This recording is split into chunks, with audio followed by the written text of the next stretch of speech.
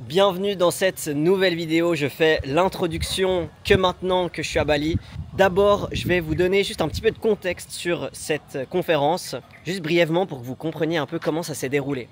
Je connais Vicky, qui est la cofondatrice de la salle de CrossFit Muratum, donc en Suisse, à Mora. Et en fait, je l'ai coachée déjà à l'époque. Je l'ai aidée de passer de végétarienne à vegan, elle qui fait du crossfit depuis des années, qui est sportive, etc. Et elle voulait vraiment faire ce next step pour les animaux et bien le faire. Donc en fait, je la connaissais déjà comme ça. Et en fait, elle m'a dit, écoute Elio, là, il faut vraiment que tu viennes en Suisse faire une conférence, viens, on organise ça. Et on a voulu vraiment créer un événement spécial. On a fait en premier une séance de CrossFit, un circuit training avec toutes les personnes qui allaient être présentes à l'événement. Il y avait autant des véganes, des végétariens, des flexitariens, des omnivores, enfin bref, il y avait vraiment de tout. Ensuite, on a directement enchaîné avec la conférence qui a duré à peu près 1 heure et on a terminé avec un brunch vegan. C'est de Bakery Bakery à Berne en Suisse. Donc du coup, c'est Vicky qui a organisé ça pour qu'il y ait le brunch après. Donc c'était vraiment une journée full plaisir, vegan, avec plein de valeurs. Et franchement, je pense que c'était, je peux le dire, une de mes plus belles journées de 2025. Donc je vous laisse avec la conférence. Asseyez-vous, prenez de quoi boire, de quoi manger ou même écoutez ça en podcast parce que vous allez découvrir plein de choses dans cette conférence, j'en suis certain. Et du coup, je vous laisse avec la conférence. À bientôt. Trop bien. Merci beaucoup d'être là. Franchement, je m'attendais pas à autant de personnes sincèrement, donc ça fait vraiment plaisir de vous voir au rendez-vous, déjà de vous avoir vu transpirer aussi pendant la séance. J'espère que vous avez apprécié ça. Enfin, franchement, c'était trop bien de vous voir tous sautiller un petit peu partout. Il y a plein de gens que je connais, il y a plein de gens que je connais pas. Donc vraiment, merci d'avoir fait le déplacement. J'espère que vous allez apprendre plein de trucs. En tout cas, moi j'ai appris plein de choses en faisant ce travail de recherche. Et puis, je vous propose qu'on commence directement, comme ça on rentre dans le vif du sujet. Donc, au programme, je vais vous présenter du coup mon mémoire de master en sciences du sport que j'ai fait sur le véganisme. Donc, on va voir ces 3 aspects. On va voir la santé, l'écologie et on va terminer par l'éthique. Et puis, finalement, moi, je vais parler aussi d'aujourd'hui ce que je fais avec Vegan Shape. Voilà comment ça se passe aujourd'hui, quel est mon travail à travers tout ça. Je me présente brièvement pour les personnes qui ne me connaissent pas. Donc, du coup, je m'appelle Elio, je viens d'Estavayer-le-Lac en Suisse. Ça fait maintenant 7 ans que je suis vegan.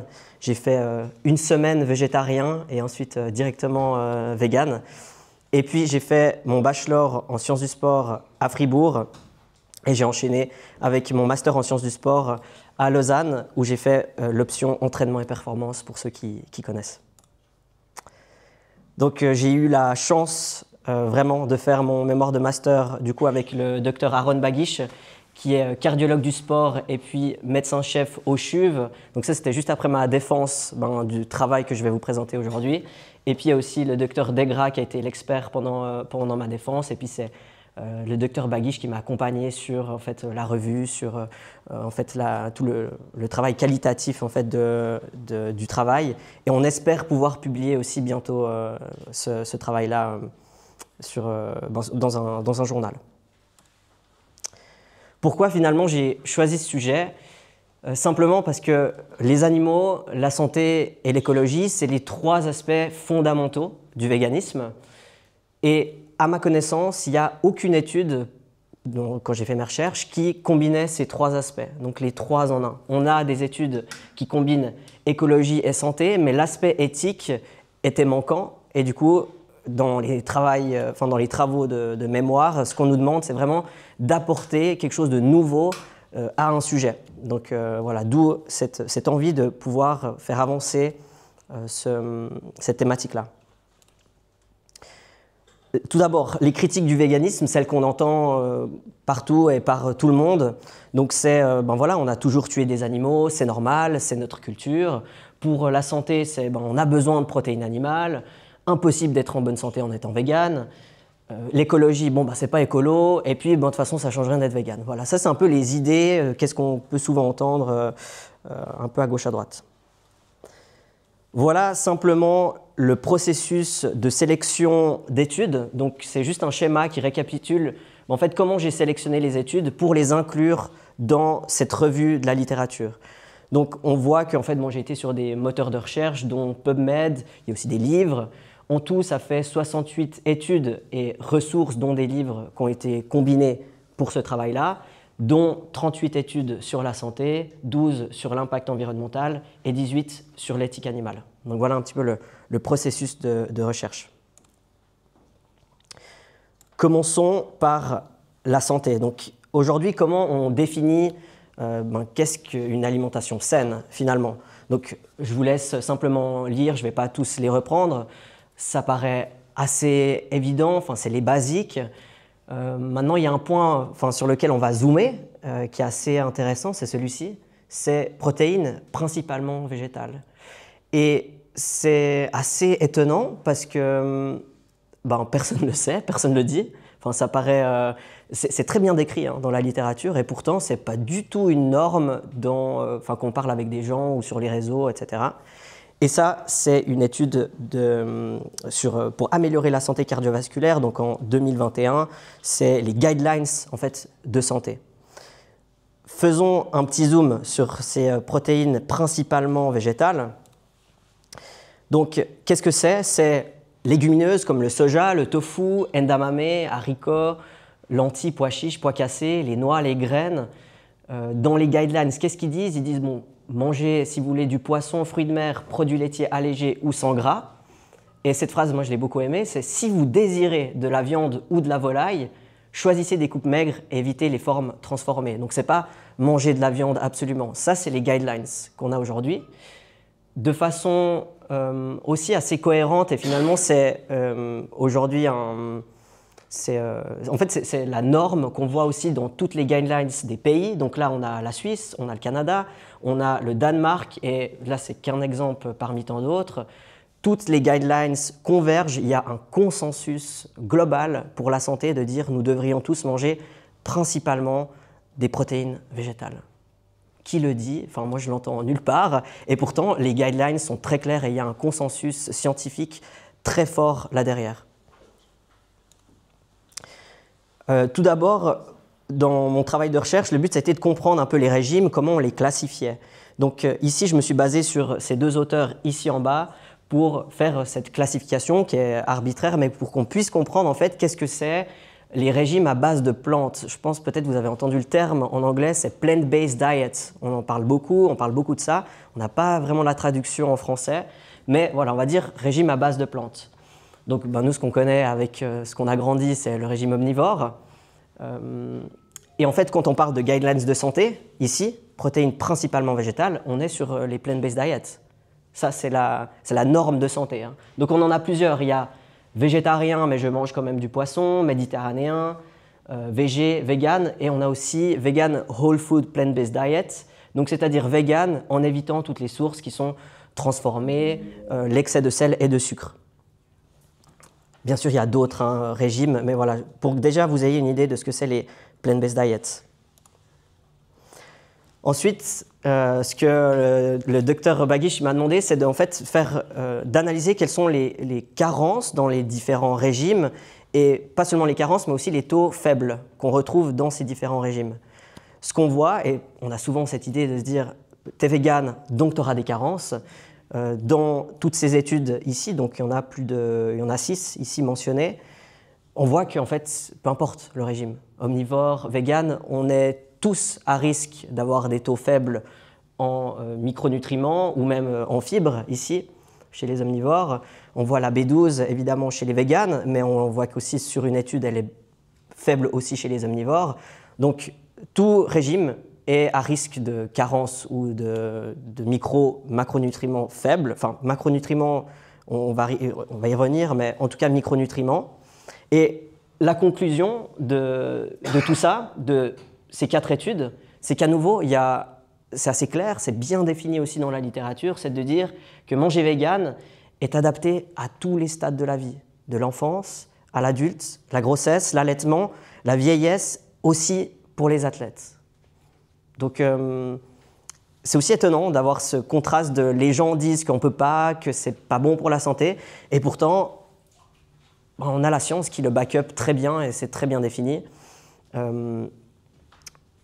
Pour végétariens et véganes, évidemment, supplémentation en B12, c'est important, c'est le seul micronutriment qui est important à supplémenter. Mais on voit chez les omnivores aussi, ça peut être aussi faible. Juste pour un petit récap de comment j'ai construit ces graphiques, donc on voit que là il y a beaucoup de petits numéros ici en dessus. C'est juste des références aux études que j'ai mentionnées là-dessous. Donc quand on voit des numéros, c'est que voilà, ça fait référence à ces études là-dessous. Continuons sur l'aspect de la santé, parlons des maladies cardiovasculaires, juste pour rappel, qui est la maladie mortelle numéro 1 dans le monde. Aujourd'hui, qu'est-ce qu'on sait en se basant sur ces deux études ci-dessous? Viande transformée donc, augmente drastiquement le risque de maladies cardiovasculaires. Donc c'est saucisses, jambon, bacon, enfin tout ce qu'on peut nous servir même à l'école, dans les cantines, enfin voilà. Viande rouge augmente aussi les maladies cardiovasculaires. Par contre, sur cette étude, on voit une diminution de moins 40% pour les maladies coronariennes avec un régime vegan et vegan whole food plant-based diet, donc sans les produits transformés, excès de sucre, excès de sel, ça aurait un impact encore plus grand. Donc c'est clairement un outil stratégique pour régler ce problème de maladies cardiovasculaires. Risque de cancer, à nouveau, c'est à peu près la même idée. Juste pour rappel, la viande transformée est classée cause le cancer, donc cancérigène numéro 1 dans l'OMS. C'est reconnu, cause le cancer. Et on a tendance un peu à l'oublier, même quand on sert ça aux enfants à l'école. Enfin, c'est quand même un peu aberrant parce que c'est noir sur blanc, les datas sont très claires, c'est très solide. Et on voit même qu'il y a des associations par grammage, en fait. Plus 50 grammes par jour, augmentation de 18%. Et là, j'en ai mis d'autres sur plusieurs études concernant la viande rouge qui cause probablement le cancer, et on voit pour différents cancers avec des associations par grammage. Ça fait un petit peu peur, mais il faut le rappeler quand même. Et puis, viande blanche, on a tendance à penser que manger du poulet, c'est mieux pour la santé. Il y a deux études super intéressantes qui mentionnent que une grande consommation de volaille augmente le cancer du pancréas. Ça aussi, c'est très méconnu. Et pourtant, c'est aussi noir sur blanc, c'est bien défini.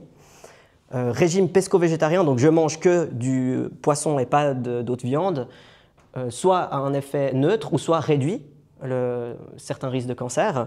Et vegan, une diminution des cancers totaux de 15%. Super intéressant. Maintenant, considération pour les sportifs. Je pense aussi, si vous êtes là, c'est que vous avez un attrait particulier pour le sport. Il y a beaucoup de questionnements autour des protéines. Est-ce que c'est suffisant, etc. Aujourd'hui, on a la chance d'avoir des études qualitatives comme les 3 que je vous ai citées ici. Donc, c'est 3 essais randomisés contrôlés. Donc, on est sur la qualité la plus haute en termes d'études et de preuves. Qu'est-ce que ça nous montre? Déjà, j'ai mis ce petit graphique. On a souvent cette idée de dire les protéines végétales sont incomplètes, les protéines végétales sont moins biodisponibles. Là, on voit toutes les protéines, toutes les sources de protéines végétales, donc que ce soit par exemple tofu, lentilles, etc. Enfin, tous les végétaux contiennent tous les acides aminés. Donc c'est simplement factuellement faux de dire elles sont incomplètes. Bon, ça c'est le premier point. Je suis assez étonné à quel point c'est répandu dans l'imaginaire collectif. Et maintenant, qu'est-ce qu'elles disent ces études-là? C'est qu'en fait, on a comparé des groupes, un groupe vegan, un groupe omnivore. On match les protéines dans les deux groupes, donc en termes d'alimentation et aussi de protéines en poudre. On les fait faire de la muscu pendant certaines semaines et ensuite on regarde quels sont les résultats. Résultat, aucune différence en termes de prise de masse et de force. Ultra étonnant, parce que tout le monde va dire le contraire, que c'est impossible, c'est moins biodisponible, etc. Mécanistiquement, de façon isolée, de façon crue, donc comme on mesure la biodisponibilité, oui, mécanistiquement peut-être c'est plus faible, mais ce qu'on voit, c'est de la vraie preuve finalement, c'est sur les études cliniques. Qu'est-ce que ça nous montre quand on match les protéines, on a un entraînement, résultats sont les mêmes. Donc on voit très bien que les outils qu'on utilise pour mesurer la biodisponibilité ne reflètent pas la réalité en fait, quand on mange vraiment vegan, protéiné, avec la musculation. Une target pour vous à viser, c'est 1,6 g par kilo de poids de corps par jour. Donc vous faites votre poids fois 1,6, c'est ce que vous devriez manger par jour si vous voulez optimiser votre prise de masse musculaire. Donc voilà, gardez votre capital musculaire, rien qu'en termes de santé aussi. On peut, dans les recommandations, on est vers 0,8 g. Moi, je trouve un peu bas. C'est vraiment la limite basse. Moi, je viserais plutôt 1,2 à 1,6 pour la population générale. Mais voilà, ça m'appartient. Considération pour les sportifs, à nouveau, je fais assez rapide. Donc, on voit que finalement, un régime vegan équilibré apporte suffisamment de calories, tous les macronutriments, tous les micronutriments excepté B12, donc supplémentation, tous les acides aminés essentiels et non essentiels, croissance musculaire similaire aux omnivores, force similaire aux omnivores, et VO2 max, donc cardio, ce que vous avez fait un petit peu tout à l'heure, semblable aux omnivores et parfois même légèrement plus élevé chez les véganes sur ces deux études. Donc oui, clairement, on a la data qui nous permet de dire oui, c'est adapté pour les sportifs et même les athlètes d'élite. Il y a de plus en plus d'athlètes d'élite qui performent en étant vegan. Bien sûr, il faut checker qu'on ait les apports nécessaires parce qu'il y a beaucoup de dépenses énergétiques, il y a des besoins autres que nous qui faisons un peu du sport comme ça pour le plaisir et la santé. Mais c'est adapté, sportifs et athlètes. Peut-être quelque chose d'un petit peu plus pratique pour vous, qui est le genre de protéines végétales que vous pouvez intégrer, donc légumineuses, céréales, complètes, et il y a les autres, donc ce qui va être oléagineux, autres, par exemple comme spiruline aussi. Ça peut être les simili-carnés, ça peut être voilà, pain complet, par exemple lait de soja, protéines en poudre, moi que j'aime bien faire dans un smoothie par exemple. Et là, je vous ai mis simplement une image d'un repas avec tofu, graines, houmous, quinoa. Et là, on est sur un repas qui contient à peu près 30-35 grammes de protéines végétales sur un repas délicieux, on se fait plaisir. Enfin, voilà, c'est totalement possible, pratique et surtout bon, quoi. Là, on a fini avec l'aspect santé. Maintenant, on passe sur l'aspect impact environnemental. Un des premiers rapports qui a été vraiment un apport sans précédent, je pense, dans cette idée d'impact écologique et santé, c'est la Heat-Lancet Commission, le rapport de 2019.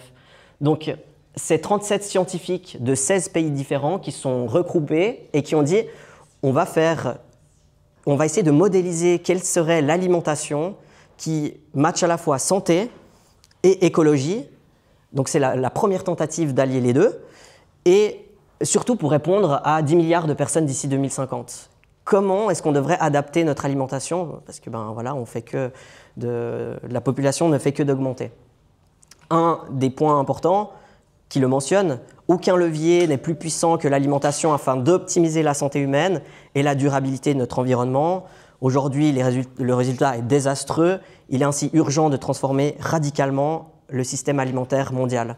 Ça, c'est juste 2 passages de la Heat-Lancet Commission. Ici, ce qu'on voit qui est intéressant, c'est que la part des protéines animales, donc en bleu et en rouge, donc c'est produits laitiers et protéines animales, ça représente que 10% de l'apport calorique total. Donc on est vraiment loin de ça. On est vraiment loin de ça. Impact environnemental, quel est le lien de l'agriculture animale et des produits d'origine animale? Donc c'est lié, l'un va avec l'autre. C'est le principal facteur qui impacte l'environnement et les protéines, les produits d'origine animale, donc c'est-à-dire viande, poisson, produits laitiers, eux, jouent un rôle majeur dans l'impact environnemental. Ça, on arrive très mal à le concevoir. Pourtant, c'est très bien décrit à nouveau dans la littérature. Et quand on parle d'impact, il ne faut pas faire le raccourci qu'avec CO2, gaz à effet de serre. Non, c'est utilisation des eaux, utilisation des terres, utilisation des ressources, perte de la biodiversité, Bref, c'est vraiment l'impact pollution, enfin bref, dans son ensemble. Un petit zoom juste sur le gaz à effet de serre pour essayer de comprendre à quel point ça a un impact l'agriculture animale. On sait que ça représente 18% des émissions totales. C'est plus que tous les avions, toutes les voitures, tous les bus du monde. Donc déjà, à titre comparatif, là on se dit qu'ok, bon, on comprend un petit peu mieux quel est l'impact et l'impact de l'agriculture animale. Les conséquences du réchauffement climatique, et pas que, c'est aussi dû à notre expansion. En tant qu'humain, on veut peupler partout, on rase tout pour juste nous habiter sur des surfaces. Enfin, quel est l'impact de tout ça? Je vous laisse regarder, je ne vais pas tous les mentionner, mais voilà, ça c'est vers quoi on se dirige avec une projection à plus 3-4 degrés. Donc ouais, c'est simplement catastrophique. Et pour ça, on revient sur le Light Lancet qui dit on a besoin de changements drastiques parce que l'alimentation joue un rôle capital dans tout ça. J'ai voulu modéliser l'impact environnemental. C'est franchement assez clair.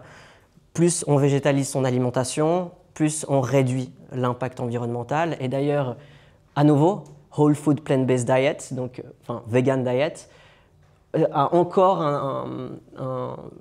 moins impactant pour l'écologie. Donc c'est vrai que ça demande plus de ressources, évidemment, de faire des burgers vegan, etc. Donc c'est bien aussi de le mentionner. Ce n'est pas que vegan, parce qu'il y a plein de types de vegan, mais c'est vraiment celui-ci qui est d'ailleurs le meilleur pour la santé et comme par hasard, le meilleur pour l'environnement aussi. C'est assez intéressant qu'on retrouve des similitudes comme ça. Cette étude de Poor & Emek en 2018, c'est, je pense, aussi une contribution énorme au domaine. Donc, qu'est-ce qu'ils ont fait? Ils ont pris 570 études pour, en fait, essayer de modéliser à nouveau l'apport mondial en protéines. Donc, on est sur 90% des protéines mondiales et ils se sont dit, on va faire le calcul, qu'est-ce que ça fait si on passe d'omnivore à vegan? Voilà les résultats. Donc on entend, mais ça ne change rien de passer, de végétaliser son alimentation, d'être vegan. On coupe par deux les gaz à effet de serre, on coupe par deux le phénomène d'acidification, d'eutrophisation aussi. L'impact, il est immense et il est graduel. Plus on végétalise, plus l'impact il est fort. On termine par l'éthique. Je bois juste un peu, j'arrive plus. L'éthique, le sujet qui me tient le plus à cœur et je pense le plus difficile aussi à en parler. Dans le monde aujourd'hui, les chiffres, c'est 2000 milliards d'animaux tués par année. On est 8 milliards. Le rapport déjà, il fait... on ne se rend pas compte. 2000 milliards, on ne sait même pas ce que c'est, pour 8 milliards d'êtres humains. C'est environ 5,6 milliards d'animaux tués chaque jour. Là, on se rend déjà un petit peu plus compte. Ça fait qu'on tue la moitié de l'humanité chaque jour. Ça, c'est la consommation de produits animaux. En moyenne, ça représente 258 animaux par année, par personne. Donc là, clairement, on est sur un massacre de masse à grande échelle et qu'on ne voit pas, on ne se rend pas compte. Puis après, on entend le fameux « oui, mais en Suisse, nous, c'est mieux, nous, chez nous, on fait attention, on tue proprement, chez nous, c'est éthique. » On a grandi avec ça. Moi, le premier, moi, j'ai aussi mangé de la viande, etc. On a grandi avec ces images, on a grandi avec ce marketing, devrais-je dire, de chez nous, voilà, la différence est là. Chez nous, on prend le temps. Combien de fois je l'ai vu à la télé? Chez nous, on prend le temps. Voilà, l'amour est dans le prix. Moi, j'adore cette émission. Mais c'est vrai qu'on montre que les côtés positifs. C'est vraiment, on idéalise, quoi. On enjolive tout. Et finalement, le consommateur ne se rend pas compte de tout ce qui se passe. Et effectivement, l'essentiel est invisible pour les yeux. Et on va y venir.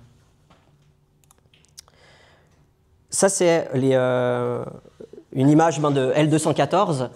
quel âge avait votre viande? Donc en fait, ici, on voit l'espérance de vie en jaune et la vie qu'il aurait pu avoir en gris.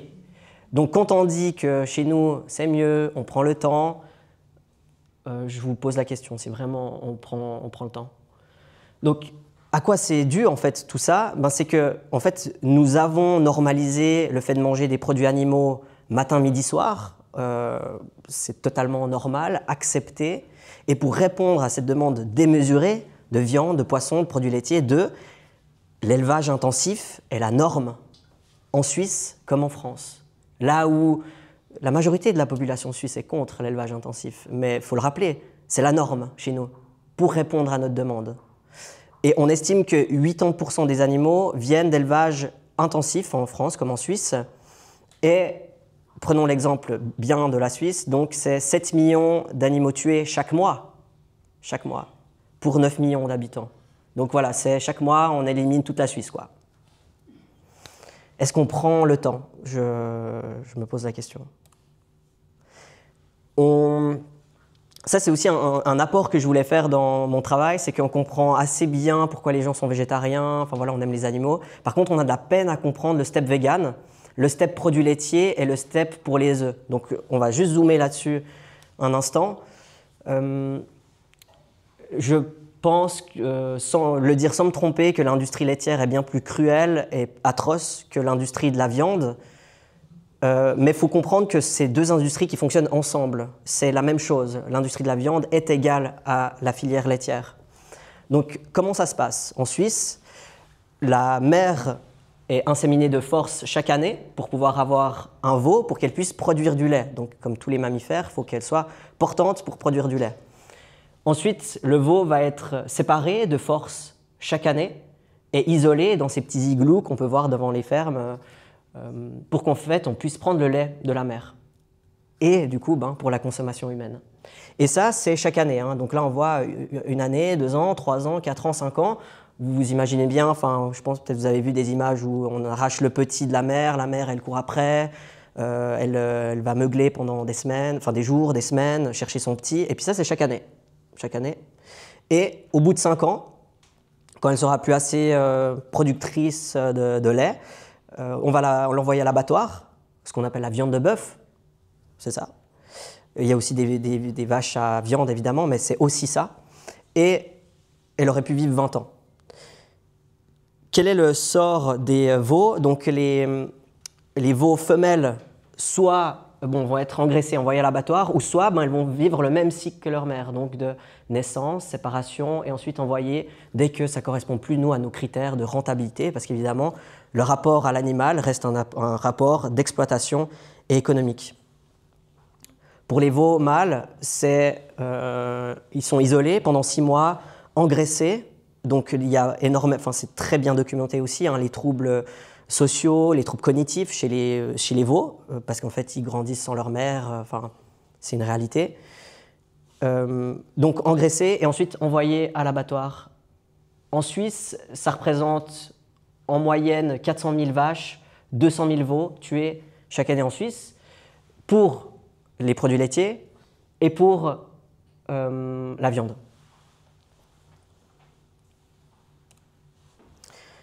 Encore un zoom sur, cette fois-ci, le poulet et aussi les œufs. Le poulet en Suisse, c'est presque 100% intensif. C'est les grandes granges entassées, un feuille A4 d'espace vital pour chacun. Donc clairement, c'est des nids à germes résistants, maladies. Vous pensez bien qu'il y a énormément de stress, de piquage, de cannibalisme, de mort. Nous aussi, je pense qu'on deviendrait fous dans des conditions de détention comme ça.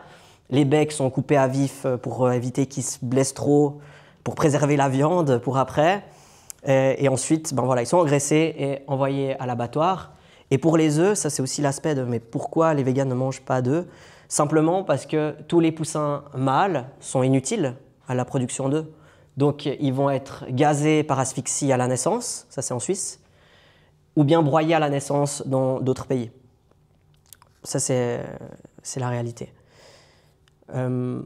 Pour les poussins femelles, donc à l'époque elles en pondaient que 12 par année, maintenant elles en pondent 300 par année avec la sélection.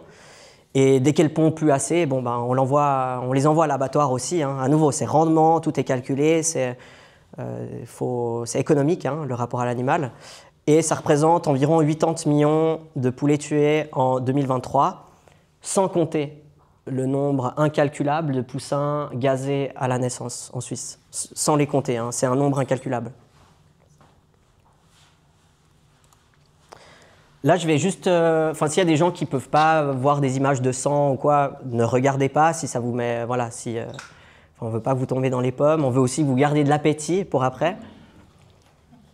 Mais c'est important, je pense, de montrer aussi trois images brèves de ce que c'est la réalité de l'abattage en Suisse, en restant très factuel.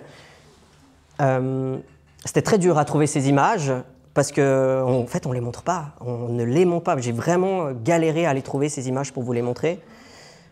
En Suisse, ben, c'est ça, en fait. Comment ça se passe? Le poulet suisse, en fait, on les pend à l'envers par les pattes. Elles sont conscientes. Donc, je vous passe les images quand elles se débattent encore, qu'elles veulent s'enfuir, etc.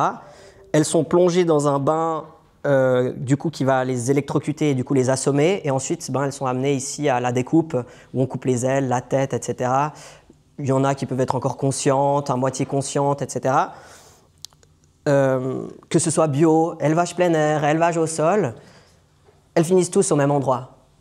C'est tous la même finalité. Donc voilà la réalité du poulet suisse. Et ça, j'ai vraiment eu de la peine à trouver. J'ai pas vu de vraies images. J'ai dû vous mettre un dessin, quoi. Il n'y a pas de vraies images pour vous montrer ça, quoi. C'est fou à quel point c'est l'invisible. Enfin, l'essentiel est invisible pour les yeux. Ça, c'est pour reprendre le slogan des œufs suisses. Pour le porc suisse, on mange du bacon, on mange beaucoup de porc en Suisse, etc. L'élevage de porc en Suisse, c'est presque 100% intensif. On ne les voit pas. Je ne sais pas si vous avez remarqué, on ne les voit pas. Ils sont tous dans des caillebotis, dans des hangars. Ils ne verront jamais la lumière du jour, jamais l'herbe. Ils font leurs excréments sur eux-mêmes. Ils sont juste engraissés jusqu'à ce qu'ils aient assez de viande sur les os. Et ça, c'est une image du canton de Vaud. Mais ça, c'est la réalité partout en Suisse. Hein, c'est la normalité. La méthode d'abattage en Suisse, c'est les chambres à gaz. Donc, en fait, on les pique pour qu'ils avancent dans ces petites cages ici, à plusieurs. On les descend, où il y a en fait des cuves à CO2. Je vous passe la vidéo où on voit qu'ils essaient de s'échapper, etc. Et c'est une mort de 30 à 40 secondes de lutte et de panique. Et voilà. Pour la viande de bœuf, produits laitiers, etc., c'est aussi ça la réalité. Donc là, c'est par perforation dans la boîte crânienne. Donc un coup, je vous passe les loupés, je vous passe quand elles ne sont pas encore assez étourdies. Voilà, et c'est aussi la même finalité. Bio, élevage plein air, nourri à l'herbe, etc. Tous finissent dans les mêmes abattoirs. Donc le raisonnement éthique, assez évident, mais c'est basé sur Caron et puis Singer, c'est que chaque animal veut vivre et ne veut pas mourir, évident. Instinctivement, nous ressentons que c'est mal de faire souffrir un animal, nous préférons les protéger. Enfin, si quelqu'un commence à faire du mal à un animal, on va plutôt vouloir dire non, mais qu'est-ce que tu fais? On va vouloir le protéger, quoi. C'est dans notre instinct. On sait que manger végétal est équilibré et adapté à toutes les étapes de la vie. Nous n'avons pas besoin de protéines animales, rappelons-le. Alors comment pouvons-nous justifier le fait de tuer un animal qui ne veut pas mourir et si en plus c'est inutile? Donc voilà le raisonnement de Caron et Singer qui en conclut que c'est immoral. Quel est ce concept de dissonance morale aussi important quand on parle de véganisme et même peut-être parmi vous, moi je l'ai beaucoup vécu aussi, c'est le fait en fait d'avoir ce conflit moral de se dire mais en fait j'aime les animaux mais je prends conscience quand même qu'on doit leur faire du mal et les tuer pour que je les mange. Donc déjà il y a un petit malaise. En plus, le consommateur va éviter de regarder des images d'abattoirs pour ne pas se confronter à la réalité. Les publicités vont idéaliser l'exploitation animale. La conséquence, c'est que le consommateur ne se rend plus compte de la souffrance engendrée, les morts engendrées par ces choix alimentaires. Et finalement, comment le consommateur essaye de dealer avec ça? Il va essayer de trouver des justifications, quoi, pour ne pas changer le comportement ancré, et puis qu'on aime aussi. Hein. Enfin, moi, j'aimais beaucoup la viande aussi, hein, mais j'ai besoin de protéines, mais on a toujours fait comme ça. Oui, mais mon grand-père, il est éleveur, ça a toujours été comme ça dans notre famille. Bref, plein de justifications pour essayer de donner une raison à ce comportement qui, en nous, on sent qu'il y a quelque chose de mal, mais on veut quand même continuer à le faire parce que ça nous arrange, parce qu'on aime, parce qu'on ne veut pas se poser la question. Et ça, étonnamment, c'est aussi très bien décrit dans la littérature scientifique. Hein. Ce n'est pas mon raisonnement à moi, c'est Bastian et Hall, et puis Espinosa et Tresch notamment, qui le décrivent très bien, noir sur blanc. Enfin, c'est étudié, c'est observé, quoi. Maintenant, les key points à retenir de tout ça. Pour la santé, mangeons 70% à 100% végétal. C'est le consensus aujourd'hui.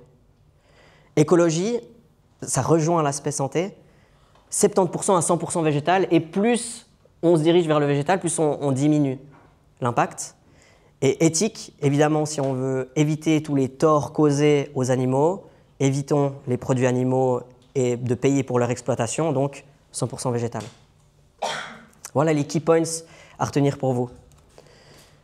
Conclusion, aujourd'hui l'enjeu, c'est...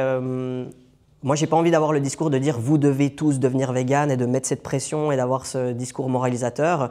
Par contre, je pense aujourd'hui, moi, ma mission, c'est de normaliser que nous devrions tous manger principalement plant-based et que ça doit devenir une norme. De dire que je mange un peu végétarien, voilà, je suis pesco-végétarien, je réduis ma consommation de viande, etc. Ça devrait être une norme, qui pourtant ne l'est vraiment pas. Il y a vraiment beaucoup de résistance à ça. Et évidemment, ça c'est la conclusion du coup de mon travail de recherche, c'est que être vegan, c'est possible si c'est équilibré, et c'est même la réponse la plus cohérente aux défis interconnectés de la santé, de l'environnement et de l'éthique animale. Réflexion vis-à-vis de tout ça. Donc, moi, toutes ces prises de conscience m'ont amené, où ça m'a amené. Donc, moi, le sport et être vegan, ça a changé ma vie. Donc, physiquement, mais pour ma santé principalement, mon rapport au monde, mon rapport aux animaux. Et je me suis posé la question, comment je peux avoir un impact positif dans le monde, sur les humains, la planète, les animaux. Et je me suis dit, mais en fait, ce que j'ai appliqué pour moi, je peux le transmettre. Et c'est comme ça qu'est né, du coup, Vegan Shape. L'idée, c'est d'aider un maximum de véganes, végés, flexitariens aussi. Donc, flexitariens, c'est des gens qui mangent de la viande, mais qui veulent diminuer. Donc, aider un maximum de personnes à pouvoir se sentir bien dans leur corps, en excellente santé, alignés avec ses valeurs, basées sur la science, évidemment, et le tout en construisant un mode de vie. Sport et nutrition végétale. Parce qu'évidemment, nous on est contre l'idée de dire il faut faire un programme 3 mois, express, on veut des résultats incroyables, on met sur Insta, ça ne nous intéresse pas. Nous, ce qui nous intéresse, c'est de mettre en place un mode de vie sain, durable pour atteindre les objectifs, être en bonne santé, la longévité, le plus longtemps possible dans la vie, quoi. Ça, c'est vraiment notre objectif. Aujourd'hui, vous me voyez moi, sur les réseaux, vous me voyez moi, mais Vegan Shape, c'est pas que moi. Il y a plusieurs personnes aussi derrière qui travaillent avec moi dans la team, que ce soit dans la partie coaching, que ce soit dans la partie marketing, la partie commerciale. Il y a beaucoup de monde qu'on ne voit pas dans les coulisses, donc voilà, c'est aussi grâce à ça que Vegan Shape est là aujourd'hui. Et on est très fiers de dire qu'on est les numéros 1 sur le marché aujourd'hui avec cette spécialité sciences du sport et sciences de la nutrition. Et évidemment, on coach toute la francophonie. On a France, Belgique, Luxembourg, Canada, île de la Réunion. Enfin voilà, on a vraiment toute la francophonie et on est vraiment fiers de ça. Comment ça se passe rapidement pour aussi vous dire comment ça se passe un peu les next steps, nous, au sein de Vegan Shape. En fait, on commence par un appel bilan faire où on fait une analyse, 15-30 minutes, des problématiques. On regarde quelle est la situation de la personne. Ensuite, on montre le plan d'action qu'on mettra en place, donc sport, nutrition, comment on pourrait mettre en place un mode de vie équilibré qui tient sur la durée. Et ensuite, si la personne commence, on met en place le sport, musculation et cardio pour les meilleurs résultats sur le physique et sur la santé. Moi, évidemment, c'est ce que j'applique aussi. Et tout est sur application, tout est en ligne, application. Il n'y a plus qu'à suivre le programme, on peut le faire maison ou bien en salle. Concernant la nutrition, on fait un plan alimentaire végétal et protéiné sur mesure. Évidemment, on ne bannit pas les plaisirs, ça doit faire partie d'un équilibre. Donc, le chocolat, quelques bières aussi sont les bienvenues. Enfin bref, vraiment le but c'est d'avoir un équilibre et que ça dure. Le reste, la restriction ne fonctionne pas. Et finalement, comment se passe le coaching? Le coaching, c'est du coup chaque semaine, tout par vidéo, où en fait c'est un enregistrement, on revoit toute la partie sport, la partie nutrition, c'est filmé, on envoie chaque semaine, le coaché peut regarder ça, ajuster en conséquence, et puis on avance comme ça sur 3, 6 mois, une année, enfin bref. Là, aujourd'hui, on est à plus de 150 coachés accompagnés, des super transformations physiques et santé, je le rappelle. Et le plus important pour nous, c'est pas forcément de dire « Waouh, regardez, on a des transformations exceptionnelles, magiques, etc. » C'est pas du tout ce qu'on veut transmettre. C'est surtout en fait, d'avoir des feedbacks aussi de nos coachés qui nous disent qu'ils sont contents de ce qu'on leur apporte, que ça leur change réellement la vie, que ça leur fait du bien, puis qu'ils puissent aussi être plus alignés avec leurs valeurs en pleine santé, etc. Pour nous, c'est ça le plus important. Pour me retrouver, vous pouvez aller sur Insta, Elio Vegan Coach. Vous pouvez cliquer sur le lien dans la bio. Vous avez toutes les infos de Vegan Shape, qu'est-ce qu'on fait. Si vous avez encore des questions, des doutes, vous pouvez aussi m'écrire, m'envoyer un message sur Insta. Enfin voilà, il y a toutes les infos. Tout se passe sur Insta maintenant. Et puis, pour terminer, après on va finir aussi avec quelques questions. Mais aujourd'hui, ma vision avec Vegan Shape, je pense que vous l'avez bien senti. Moi, c'est une cause qui me transcende. C'est pas quelque chose que j'ai choisi, c'est quelque chose qui m'a été imposé, j'ai l'impression, où en fait, j'ai pas le choix de faire ça. J'en suis très ravi et je suis très reconnaissant de pouvoir faire ça. Mais mon but aujourd'hui, pas pour Elio, je m'en fiche d'Elio, mais mon but, c'est d'avoir le plus gros impact possible dans l'industrie du fitness, notamment francophone, où il y a vraiment ce truc de protéines animales, il faut, etc. Avoir le plus gros impact possible. Et puis vulgariser la science tout en restant objectif, étant donné qu'on a tous des biais. Moi, mon biais, c'est que je suis végane, mais j'essaye de lire la littérature de façon objective et de tirer des conclusions objectives. Voilà, merci beaucoup au CrossFit Mouratoum de m'avoir invité. Merci Vicky. Merci à vous d'avoir écouté. Et puis, je place aux questions du coup.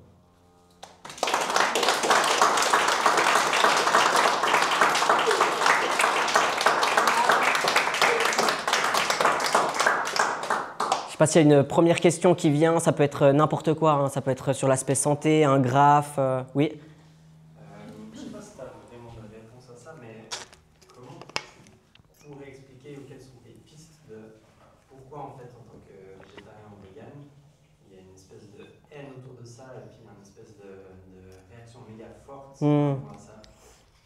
Qu'est-ce qui fait que en fait, les gens sont mal à l'aise avec ça? Ouais. Moi, je le vois tellement tout le temps sur les réseaux. Moi, je me fais insulter.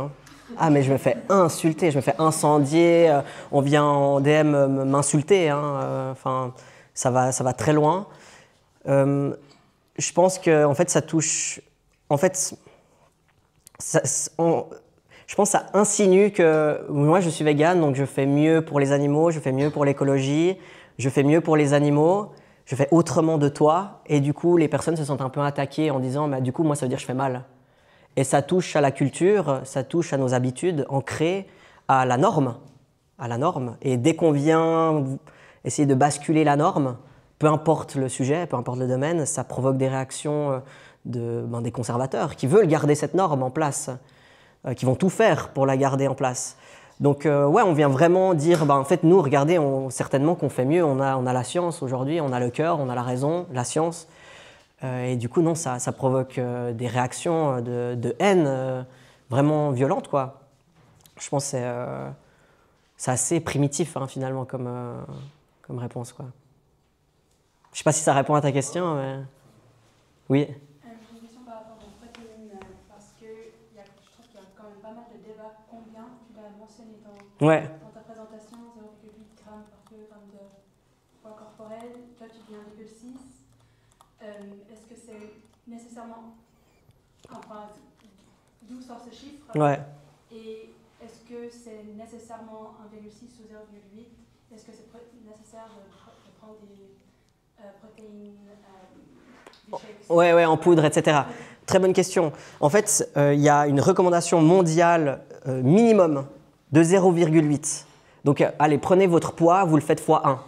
C'est ça par jour. En gros, si vous êtes sédentaire. On espère que les gens ne soient pas sédentaires. On espère que les gens bougent, soient un peu actifs.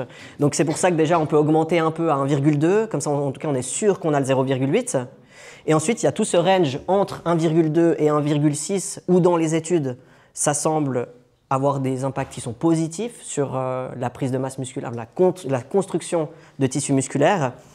Et sur les études, à nouveau, on voit qu'au-delà de 1,6, pour la construction de masse musculaire, ça n'a pas d'incidence extrême sur un surplus de gains. En fait, c'est pour ça qu'on peut dire 1,6 c'est bien pour la prise de masse musculaire, mais ça ne veut pas dire faire du bodybuilding, hein. C'est aussi simplement garder sa masse musculaire dans le temps qu'on perd avec le phénomène de la sarcopénie, on devient plus faible, donc il faut garder notre masse musculaire, c'est un indicateur de santé primordial. Donc 1,6 vient de là, c'est un peu sur toutes les études qu'on a actuellement qu'on peut dire, bon, en fait, voilà la target. On peut monter à 2 aussi, à 2 grammes, notamment dans tout ce qui est perte de poids. C'est important pour maintenir aussi la masse musculaire. Mais voilà, on va dire 1,6, c'est aujourd'hui assez juste, c'est assez solide de le dire. Et puis c'est nécessaire de prendre des poudres végétales pour couvrir ce besoin? Bonne question. Ça peut l'être, ça peut être un très bon apport, il n'y a pas de contre-indication majeure là-dessus. Si on arrive via une alimentation solide, comme je ne sais plus où je l'ai mis, si on arrive via une alimentation solide, aucun souci, très bien. Si on a besoin d'une scoop qui nous rajoute 25 grammes par jour et que ça nous aide, why not? Il n'y a pas de contre-indication, à part chez les personnes qui peuvent avoir peut-être des problématiques d'insuffisance rénale diagnostiquées. Mais sinon, on peut vraiment y aller, hein. Même il y a des études sur 2,5, 3 grammes. Enfin, il n'y a pas de danger sur la santé, quoi. Donc, ça peut être un bonus, pas primordial, mais moi, j'en prends parce que ça m'aide. Donc, voilà, un bonus. Oui? Par rapport à ta thèse du coup, sur l'aspect cardiologique, est-ce que tu dirais qu'il y a une influence du régime vegan sur la fréquence cardiaque ou sur l'arythmie? Très bonne question. J'ai pas du tout. C'est vraiment quelque chose que j'ai pas du tout regardé. Ouais. Tu as regardé pour les maladies, mais pas forcément pour Ouais. le rythme cardiaque. Ouais, exactement. Ouais, c'était vraiment uniquement lié aux maladies cardiovasculaires, cancer. Mais ce qui touche au cœur, c'était vraiment ça. J'avoue que j'ai pas du tout. Enfin, en fait, plus on en apprend, plus on se rend compte qu'on ne sait pas. Enfin, ça demanderait tellement de travail encore de recherche en plus, mais je peux pas te répondre là-dessus. Moi, je peux peut-être répondre à cette question. On sait pour la fibrillation auriculaire que le régime omnivore, enfin, pas plein de disons, peut causer des fibrillations auriculaires, mais c'est juste un rythme cardiaque spécifique. Intéressant. Ouais. Ouais, super intéressant, je ne savais pas, mais à investiguer du coup, de mon côté. Merci. Je ne sais pas s'il y a encore une question. Oui? Sur la question de la complétude des protéines, parce que bon, ça fait 10 ans que je fais vegan et ça fait 10 ans que je fais hyper attention à mélanger les sources, etc. Ouais. Et toi, tu dis essentiellement que de manière générale, parce qu'on sait quand même qu'il y en a, alors certes, elles sont toutes complètes, mais il y en a quand même certaines qui ont beaucoup moins de lysine ou de méthionine, peu importe. Donc de manière générale, j'ai toujours essayé d'optimiser pour s'assurer d'avoir un profil d'acide aminé qui ressemble plus ou moins à ce qu'on aurait dans la vie. Voilà. Et toi, selon toi, c'est complètement inutile. Ouais, mais c'est pas selon moi, hein, finalement. Hein, c'est selon les études. Mais en fait, ce qui est... Il y a vraiment ce truc encore de protéines animales, enfin de protéines végétales qui persiste de dire il faut combiner, faire attention, céréales, légumineuses à chaque repas, c'est ultra compliqué. Aujourd'hui, ce qu'on sait dans la littérature, c'est que en fait, notre corps est plus intelligent, qu'il faut absolument leur donner les deux sources, sinon il va pas comprendre. Notre corps peut faire des stocks d'acides aminés et qu'en fait, c'est plutôt la diversité sur la journée qui va compter. Oui, mais c'est dans une journée, il faut quand même... Ouais, exactement. Parce que moi, c'est ça. Alors, à chaque repas, peut-être pas, mais dans une journée, je vais m'assurer que... Ouais, et puis même, tu vois, là, je te dis sur une journée, mais on n'a pas de data pour dire peut-être c'est 2, 3, tu vois, peut-être une semaine, la diversité sur une semaine, ou qu'il y a les stocks. Oui, vas-y. Il y a des nouvelles études scientifiques toutes récentes qui ont montré qu'il n'y a plus besoin d'associer le même jour au même repas, mais sur plusieurs jours. Mais je ne sais plus exactement le nombre de jours. Ça tend plus vers ça, ouais. En fait, le corps, il va garder et il va aller chercher, par exemple, un jour ou 2 jours après, et il va associer les acides aminés. Ouais, le truc de faut absolument combiner à chaque repas, c'est dépassé. Mais on est plus sur voilà, la diversité, 1 jour, 2 jours, même certains peuvent dire 1 semaine. Mais en gros, voilà, mange suffisamment de protéines de façon variée, aucun souci. Oui. Déjà, merci beaucoup pour qui tu es, ce que tu fais. Merci beaucoup. Et comment tu arrives à gérer ton bonheur, ton équilibre dans la vie quand tu sais qu'il y a toutes ces choses dans le monde? Ça m'a, toute la partie éthique et puis, voilà, je vous ai montré aussi les animaux et tout. Ça m'a énormément touché pendant des années. J'avais de la peine à en parler sans être un peu virulent, sincèrement. J'ai pu un peu faire chier mes potes aussi à cause de ça, quoi. Parce que ouais, c'est sûr, quand ça nous prend aux tripes, on a envie de le crier sur tous les toits, quoi. Mais aujourd'hui, j'arrive à faire une boîte dans ma tête où je sais que c'est dans la boîte. J'ai pas envie d'ouvrir la boîte. Même quand je le présente, j'essaye de vraiment faire cette dissociation-là, mais je sais que la boîte est là, je sais la réalité. C'est juste j'ai plus envie de me plonger là-dedans et dans cette tristesse et tout. Même si, évidemment, c'est quand on se rend compte de tout ça et qu'on a fait des mois et des mois de travail dessus, qu'on voit tout le temps les images, la réalité, les chiffres en Suisse, etc., c'est normal, c'est compliqué, mais j'essaye de... Je fais tout ça pour ma santé et inspirer les gens, donc il faut que je sois aussi... je peux essayer d'être le plus inspirant possible, donc en bonne santé physique et mentale pour inspirer aussi les gens à le faire, quoi. Je pense à ça. Merci. Je ne sais pas s'il y a encore peut-être une dernière petite question où tout le monde a faim. Allez manger le brunch. Je voudrais juste faire un petit témoignage parce que j'ai commencé donc, le coaching Vegan Shape il y a 2 mois et je suis super enchantée. Parce qu'on croit que voilà, on va manger des graines, ça va pas être bon, j'en sais rien. D'abord, le coaching il est extrêmement bien fait, les exercices sont adaptés vraiment en fonction de n'importe quelle condition, de n'importe quel âge. Les recettes sont délicieuses. 1 fois par semaine, on a la chance de t'avoir aussi en call de groupe. En groupe par Zoom. Et puis, moi, je fais le coaching avec Sage, qui est un type extraordinaire, où il adapte toujours aussi en fonction de ce qu'on vit. Par exemple, si il y a une semaine où on est moins bien, il adaptera aussi les exercices en fonction de notre condition physique, quoi. Voilà. Elio, tu sais pas, je ne suis pas payée pour... mais voilà, si jamais, vraiment, c'est vraiment génial, c'est extrêmement professionnel. Merci beaucoup Brigitte pour ça, ouais. Suivi du coup par Sage, qui a fait aussi le master en sciences du sport avec moi. Mais merci. Pour nous, c'est les témoignages qui sont le plus importants, c'est pas comme je l'ai dit, le avant-après incroyable, juste pour les réseaux. C'est aussi pour avoir un impact positif dans la vie des gens, quoi. Et la santé. La santé, toujours. Toujours. Je ne sais pas s'il y a encore une dernière question. Ça a l'air bon. Je pense que c'est le moment d'aller manger le brunch vegan, donc, qui vient de Bakery de Berne, où il y a des viennoiseries, il y a aussi plein d'autres choses, des toasts, etc. Moi, j'ai pas déjeuné encore, donc j'ai faim, j'avoue. Donc, merci infiniment d'être venu. J'espère que vous avez appris plein de choses. N'hésitez pas si vous avez des questions, vous pouvez m'écrire. Et ouais, merci beaucoup d'avoir fait le déplacement. Ça compte beaucoup pour moi, pour cette cause surtout. Et puis, let's go, bon app, du coup. Merci.